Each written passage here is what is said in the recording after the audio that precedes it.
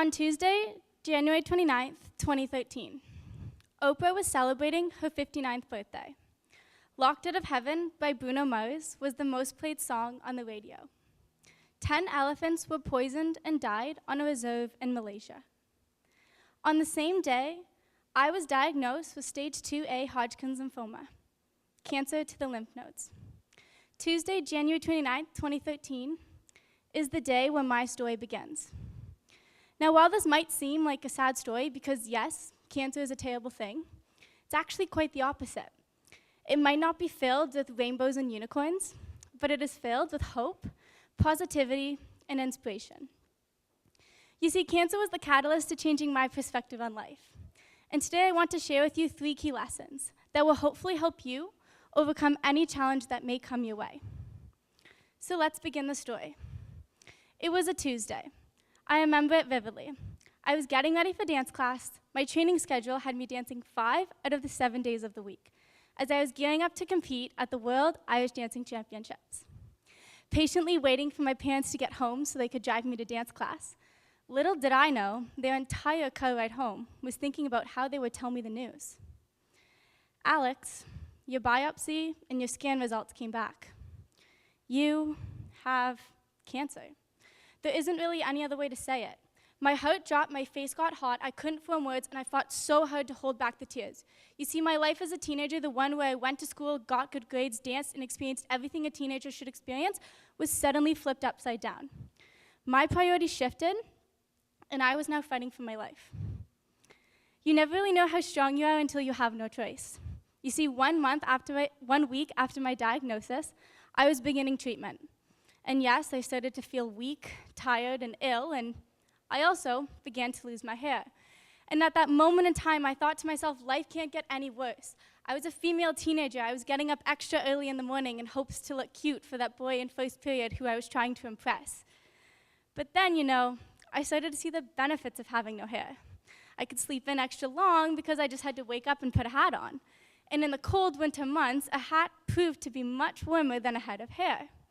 And on the days where you see I wanted to have hair, well, I just put on a wig, which magically always looked nice, although was quite itchy. And I also had something to look forward to, my hair growing back. From the peach fuzz stage to that awkward boy cut to my hair length now. You see, I got to experience every different type of hairstyle and hair length, and a trip to the hairdresser was always a surprising one. So here's where my first lesson comes in. Things in life always seem so unfair, and they seem like they can't get any worse. But it's really important to remember that things in life that happen to you are only temporary. Sooner or later, you're going to be back on the right track and be back to the normal self that you are. When I was diagnosed, I had 2 tumors. One on the right side of my neck, the size of a golf ball, and one in the middle of my chest, the size of about a tennis ball. My treatment plan consisted of 6 rounds of chemotherapy with 3 different drugs.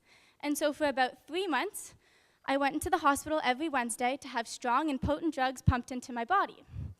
And because I lived very close to the hospital, I was extremely fortunate to be treated as an outpatient, where every other day and night I spent at my home.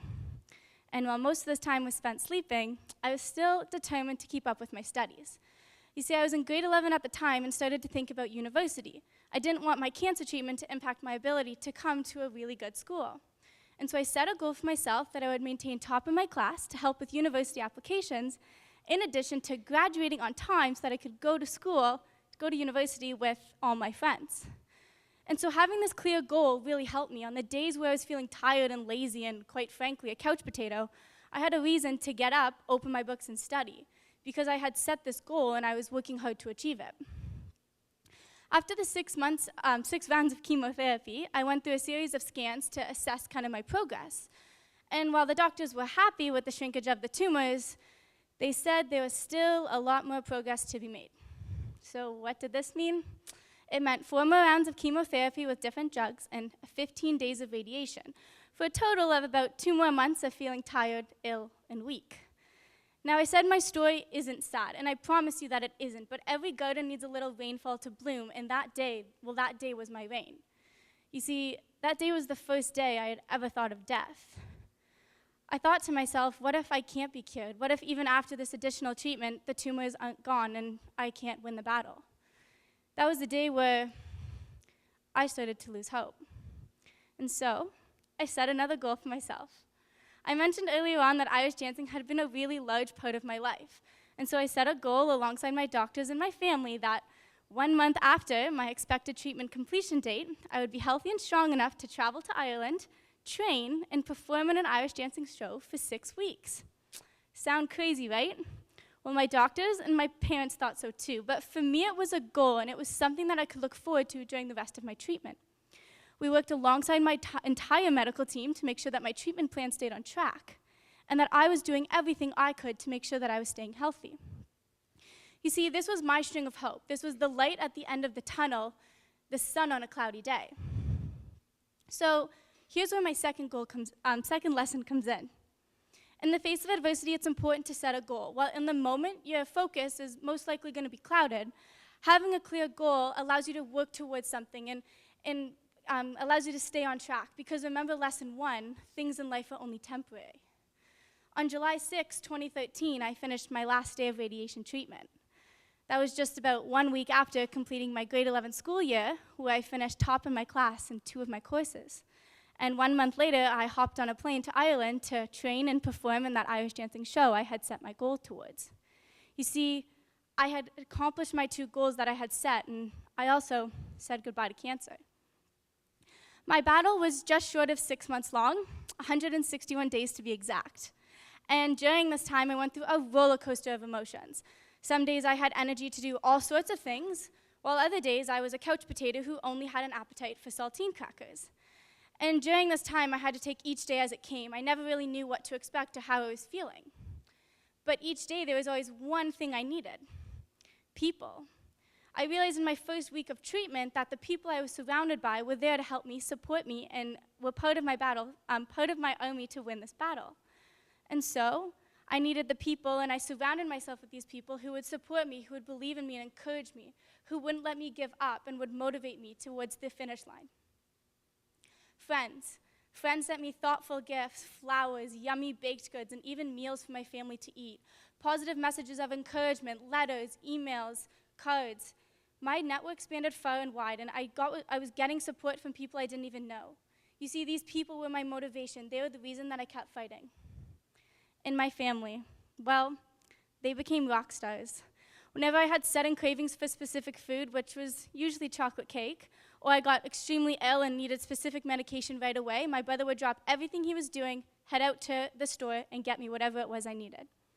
And my dad would send me numerous messages throughout the day, checking in to make sure I was feeling okay and if I needed anything. He would give me back massages almost every night before bed, because the medication I was on really impacted my sleep, and massages proved to be very relaxing. And you could always count on him to turn any boring hospital visit into a fun one, whether that was challenging me to a game on the iPad or blowing up rubber gloves and turning them into balloons. And my mom. Well, my mom became Superwoman. She kept a detailed schedule of all of my medications and when I had to take them. And some days I was taking plus 40 different types of pills. She ensured that I was on time to all of my different hospital appointments. And on the days where I was feeling really ill and needed 24-hour support, she slept on the floor beside my bed. And the best part about it, my mom let me plan every family meal. You see, the people I was surrounded by, they lifted my spirits during the hard times and celebrated with me during the good times. They motivated me and encouraged me and supported me in the goals I set, and reminded me that the things that I was going through, that pain that I was feeling, is only going to be temporary. Sound familiar, right? The people I surrounded myself with taught me lesson 1. They taught me to look past that current moment and realize that sooner or later I'm going to be back to being that good old Alex. They encouraged and supported me in my goals, and when I was losing motivation and didn't think it was possible, they are the ones to kick me back in shape and say, Alex, you can do this. You see, my people, my support system, they are my lesson 3. In the face of adversity, the first thing to realize is that you can't do it alone. It's important to surround yourself with people who will build you up, who will support you, who will believe in you, who won't judge you when you want to eat an entire tub of Ben & Jerry's ice cream. And yes, I've done that multiple times. You see, these people, they are my lesson 3. And don't just forget about them. When they need a shoulder to lean on, give them your shoulder to lean on. Pay it forward. Be there to support them just like they supported you. Next July, I will be celebrating 5 years in remission, which is a milestone for any cancer survivor. Around this time, I will have graduated from the Smith School of Business, and I'll be starting a new chapter in my story, a career where I'm sure I will be faced with lots of different challenges. You see, each and every one of you, you're on your own journey, you're experiencing different challenges. And while challenges come in all different shapes and sizes, I promise you that if you look past the moment and realize that things in life are only temporary, if you set a clear goal and work towards it to remind yourself that with every rainfall comes sunshine, and if you surround yourself with people who will help build you up and will help support you, you will find an upside to the challenge, just like I did with cancer.